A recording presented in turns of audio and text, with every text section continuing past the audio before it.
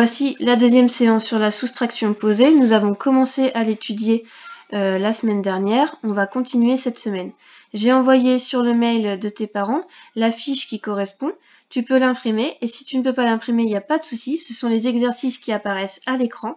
Il te suffit juste de recopier les calculs et de les faire soit sur ton ardoise, soit sur une feuille. On va faire ensemble le premier calcul et ensuite je vais te laisser faire les deux autres tout seul et ensuite tu viendras voir la correction. Alors le premier calcul, c'est 57 moins 17. Comme tu le remarques, quand je pose une opération en colonne, on se souvient, on a la colonne des unités, la colonne des dizaines. On peut continuer avec la colonne des centaines, bien sûr, etc. Donc dans les unités, on a ici 7 pour 57, et dans les dizaines, on a 5 dizaines. En dessous, pour 17, on a 7 unités également, et une dizaine. Pour te rappeler comment on fait dessiner les unités et les dizaines, mais ça n'est pas une obligation bien sûr. Donc dans 57, j'ai 7 unités. On me demande, avec le moins, d'enlever 7. Je rappelle que moins signifie j'enlève. Donc 7, j'enlève 7. Je vais donc enlever 7.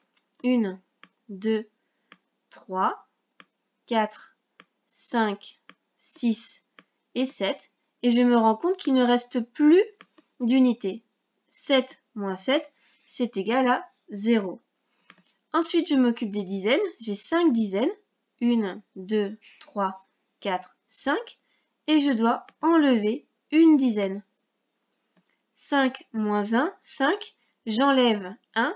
Il me reste 4. 57 moins 17 est égal à 40. Donc maintenant, tu vas faire les deux autres soustractions posées à côté.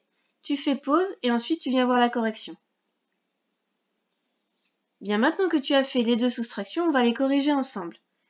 Ici, j'ai 6 unités. Tu te souviens, on commence toujours par la colonne des unités. J'en ai 6 et j'en enlève 6.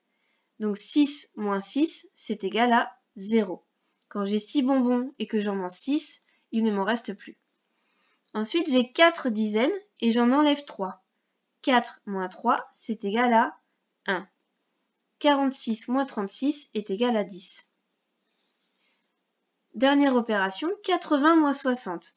Dans les unités, je vois que j'ai 0 moins 0. Quand j'ai rien et que j'enlève rien, forcément, il ne me reste rien, c'est 0. Ensuite, si j'ai 8 dizaines et que j'en enlève 6, il m'en reste 2. 80 moins 60 est égal à 20. Alors maintenant, tu vas faire l'exercice 2 et l'exercice 3 tout seul.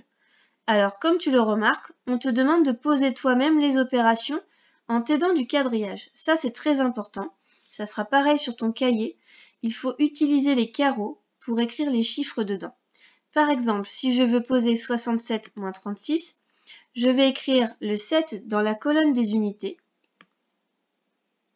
qui est dans un des carreaux du cahier, et j'écris dans le carreau d'à côté le 6 des dizaines.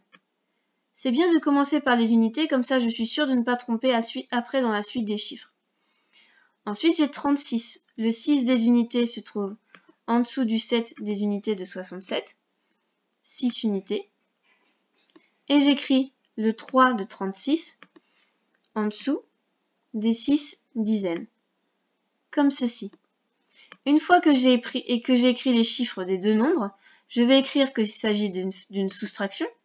Donc je vais écrire moins sur le côté, comme le plus tout à l'heure, enfin les dernières journées où on a fait les calculs posés.